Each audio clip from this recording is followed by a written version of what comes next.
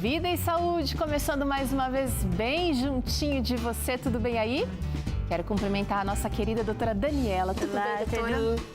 Tudo bem. Prazer te ter aqui com a gente. Muito bom estar nessa segunda aqui de mudança, né? Segunda da mudança aqui no Vida e Saúde. A gente vai falar sobre um aspecto muito importante da sua saúde. Você sendo homem, sendo mulher, precisa estar antenado. Outubro a gente fala do quê? Prevenção do câncer de mama, doutora. Só que a gente vai aqui dar uma ampliada nesse tema, não é não? Vamos, né? Vamos saber o que é prevenir mesmo, né, Teru? Tá interessado? Vem pra cá porque você que acompanha o Vida e Saúde, você que tá chegando agora, vai entender aqui alguns fatores de risco para o câncer de mama, vai entender aqui algumas formas importantes e possíveis aí para você prevenir o câncer e a gente vai fazer de tudo para que você pratique o que a gente vai ensinar aqui. Sabe como? A gente vai trazer exercício físico, claro, tem um treino de desafio cardio com Tânia Santos por aqui e receita sempre saudável para você. Hoje tem arroz de brócolis por aqui, uma receita bem criativa, riquíssima e que você pode replicar aí com certeza. Deu vontade? Segura que daqui a pouquinho a gente ensina essa receita aqui no Vida e Saúde. Eu quero trazer aqui para nossa reflexão o texto da meditação dos jovens, ia falar adulto, mas é dos jovens aqui, olha. A gente está trazendo o texto de Isaías 64, verso 8, diz assim: Senhor, Tu és nosso Pai, nós somos o barro, Tu és o oleiro. Todos nós somos obra das Tuas mãos. Quando eu li esse verso aqui hoje, doutora, eu pensei o seguinte: ninguém melhor do que esse Criador aqui que nos moldou para saber o melhor jeito do nosso corpo funcionar para prevenir problemas, não é? Imagina que ele criou cada um de nós, com cada detalhe, com toda a riqueza, com todo o amor dele, né, Teru? Precisa se cuidar. A gente precisa se cuidar, a gente precisa... E a gente só pode fazer isso quando a gente entende o tamanho do amor que ele tem por nós. Você aí está preparado para tantas informações que hoje você vai receber aqui? Abre bem o seu coração, abre bem os seus ouvidos aí, vem com a gente porque Vida e Saúde vai tratar aqui do cuidado de Deus com você. Daqui 30 segundos a gente está de volta.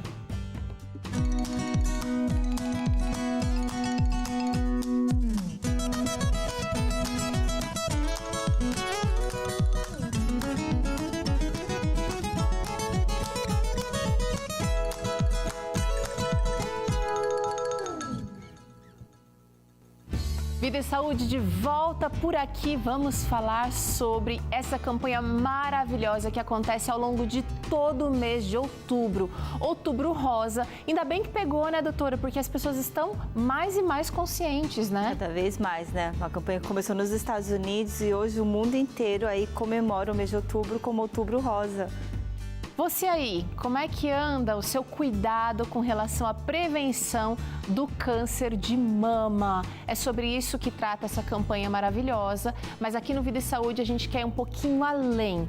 Sim, é importantíssimo fazer o autoexame, é importantíssimo fazer o acompanhamento, o check-up. A gente vai falar disso aqui mais ao longo desse programa, mas eu quero saber da doutora Daniela Cano, que é médica do estilo de vida, que é cofundadora da Sou Saúde, que está lá no Instagram, está no YouTube, que você tem acompanhado aqui a cada segunda. Ela fala sobre estilo de vida e eu preciso saber, doutora, como é que o estilo de vida impacta no desenvolvimento do câncer de mama? É incrível, Teru, a gente foca muito, né, na prevenção, como você falou, secundária, que é fazer mamografia, mas para você prevenir de ter a doença de verdade, você precisa cuidar do estilo de vida. O que você come, o que você bebe, o horário que você vai dormir, se você está tomando sol ou não, se está praticando atividades físicas, isso tudo vai influenciar diretamente o nosso sistema de defesa. Existem muitos estudos globais, né, e também regionais que comparam os resultados de acordo com o estilo de vida das populações, não é? Com certeza. Quanto mais a gente é sedentário, quanto mais gorduras a gente come, quanto menos fibras a gente tem na dieta, maior o risco de ter vários tipos de câncer, inclusive o câncer de mama. A gente vai explorar aqui cada fator de risco, mas eu quero saber da doutora Daniela como é que a dieta pode estar influenciando no risco do câncer de mama, doutora. Eu sei que você é oriental, já falou aqui sobre o uso do leite. O leite ainda é considerado assim um vilão com relação ao câncer de mama? O leite e os derivados de animais, né? Quanto maior o consumo de proteína animal, maior o risco de desenvolver vários tipos de câncer, inclusive o câncer de mama. E hoje o leite de vaca, ele nem é considerado um alimento, Teru, ele é considerado um produto, não é da indústria, e isso também tem causado muito processo inflamatório por causa dos aditivos que são colocados nesse produto alimentício, não é mais um alimento, não é? Então a gente pode ver o que acontece aqui com a alimentação. Imagina que a gente, dá para ver o boneco aí? Dá para ver bonitinho aqui, então, ó. A gente come, né? A comidinha, a gente já mostrou uma vez, o sistema digestório, tudo que a gente come vai para o esôfago, do esôfago vai para o estômago, do estômago vai para o intestino, do intestino absorve tudo, vai para o fígado, do fígado vai para o coração bate, tudo que a gente come vai para o corpo inteiro. Então, o que nós comemos influencia o corpo inteiro, inclusive as nossas mamas, porque ela recebe, né, aquele fluxo de sangue. Então, se nós comemos, por exemplo, alimentos muito gordurosos e muito ricos em aditivos químicos ou açúcares, os açúcares influenciam diretamente na sua imunidade. Então, se você come muito doce, sua imunidade vai estar mais baixa, prejudicada, e aí qualquer célula tumoral que está se desenvolvendo lá dentro vai sofrer um prejuízo, porque os seus soldadinhos de defesa não estarão aptos para estar combatendo aquelas células, né, novas e o açúcar. Esses dias eu estava assistindo um programa de ciência e mostrou um microscópio super potente no momento em que a célula de defesa estava acabando com uma célula cancerígena. Todos os dias a gente fabrica células cancerígenas, doutora? Pode ser, porque o que é uma célula cancerígena? É uma célula que sofreu uma agressão no DNA. Então, imagina que nós temos uma celulinha e lá dentro tem um código genético no núcleo dessa célula, bem no meinho lá, que vai dar identidade para aquela célula. Então, a célula do cabelo, você está cortando o cabelo todos os meses e vai nascendo o cabelo, porque aquelas células lá da raiz do cabelo sabem que é cabelo. Você está parando a sua unha todas as semanas, né? Vai crescendo com uma velocidade de 1 milímetro por semana, você está parando e aquelas células sabem que são células da unha. E a mesma coisa as células da mama, não é? Elas sabem que ela tem um DNA falando que são células da mama. E quando essas células estão sofrendo uma agressão, seja por fatores químicos, seja por fator de radiação, por exemplo, excesso de exames, radiação, tomografia, excesso de raio-x também. Tem gente que adora fazer uma tomografia. Eu falo, a pessoa adora tomar uma radiação, né? Tem que prestar atenção, porque isso pode ser um fator, né? O raio UVA também pode bater na pele, que a gente fala que dá aquela agressão na célula da pele. E na mama, então, a gente pode sofrer agressão de diversas maneiras e, inclusive, com alimentação inadequada.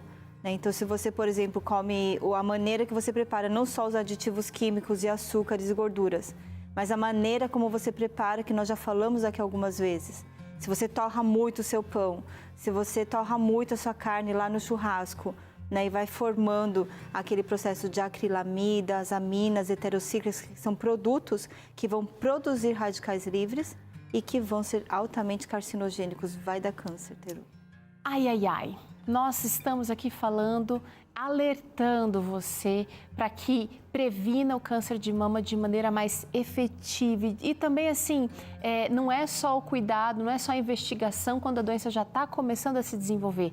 A gente quer que você não desenvolva, que ela seja eliminada do seu organismo aí. Agora, vamos falar do nosso dia a dia.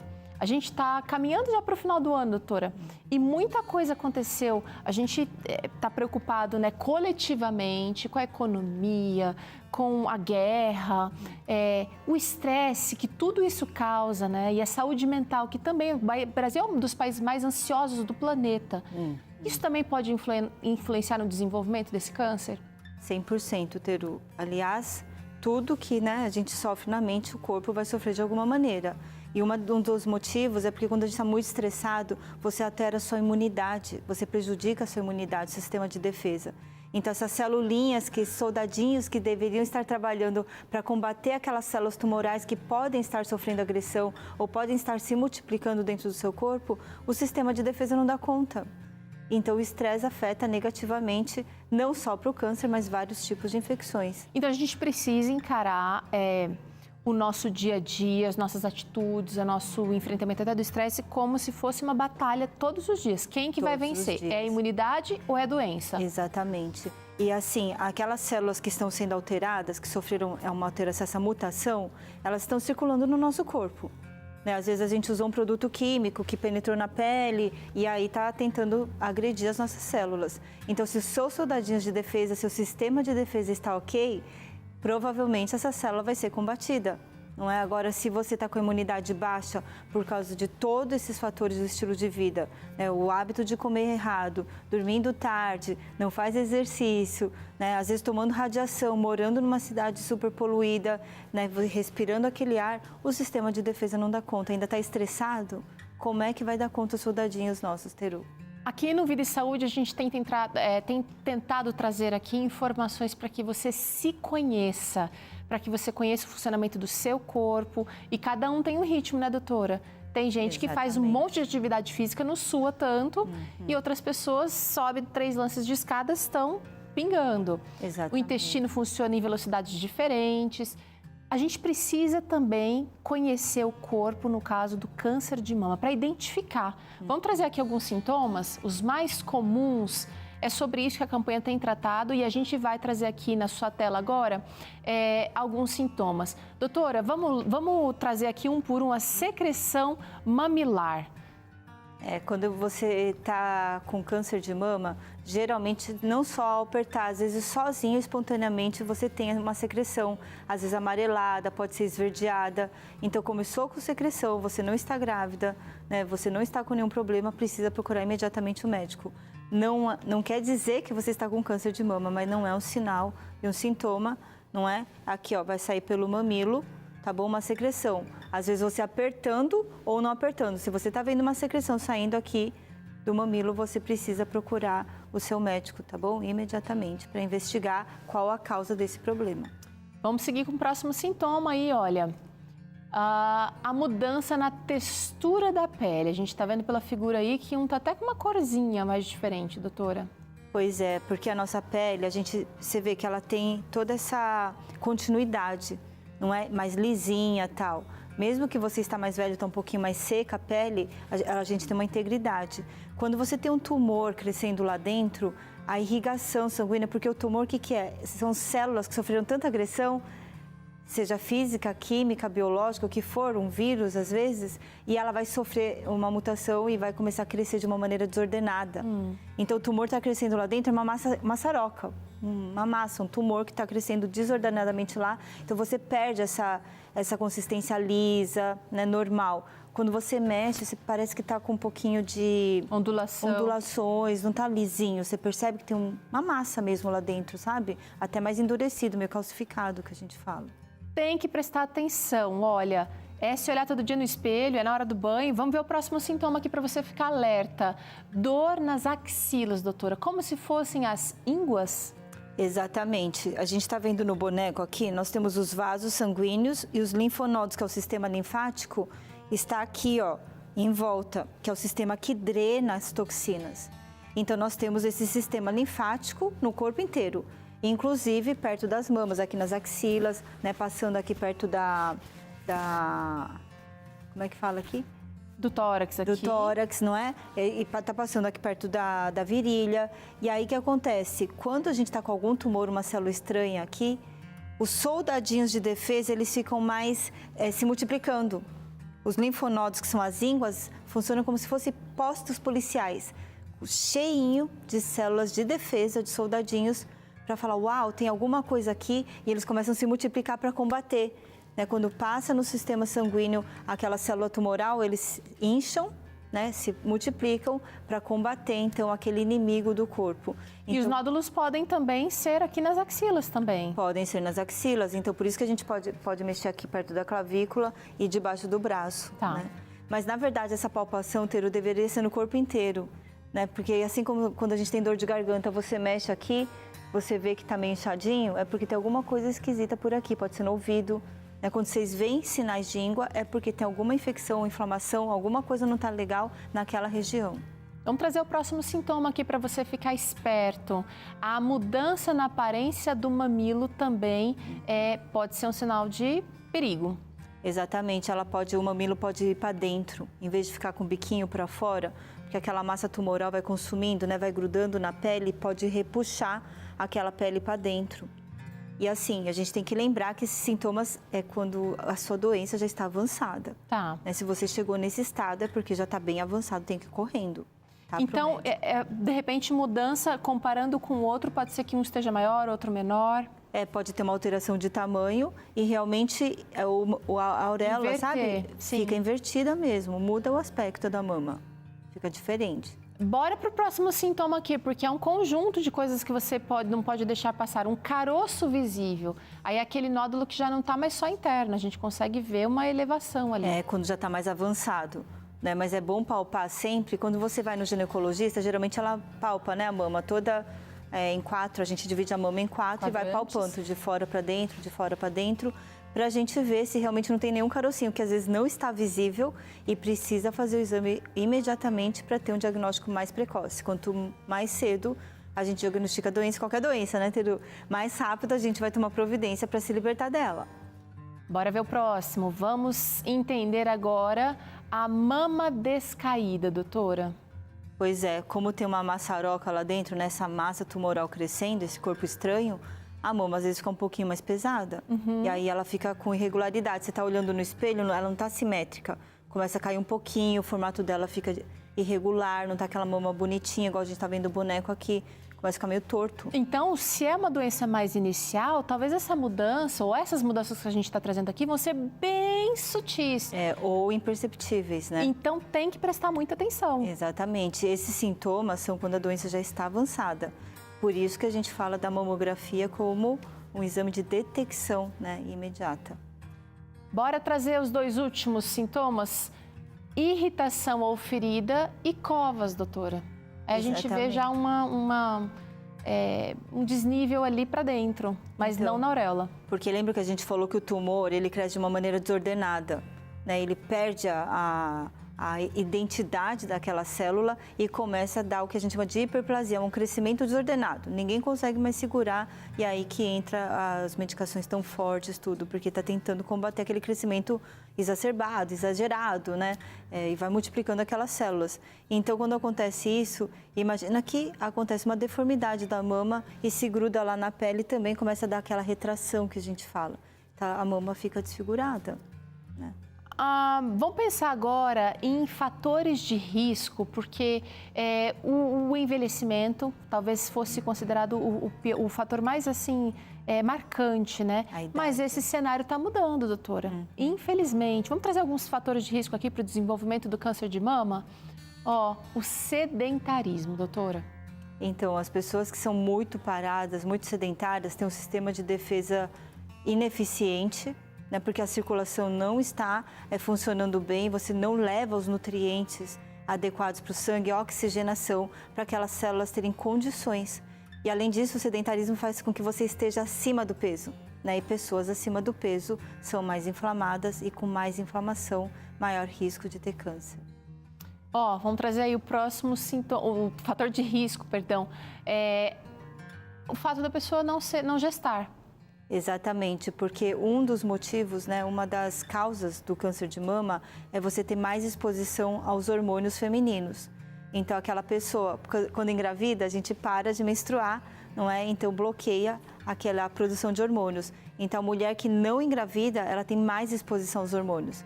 Então, quanto mais cedo ela ter essa exposição, não é? Mais risco ela vai ter para desenvolver o câncer. Próximo fator de risco, os anticoncepcionais e as terapias hormonais. Eu queria que você explicasse bem essas questões para a gente hoje, doutora, porque existe muita confusão. Muita. Inclusive no meio naturalista. Sim, sim.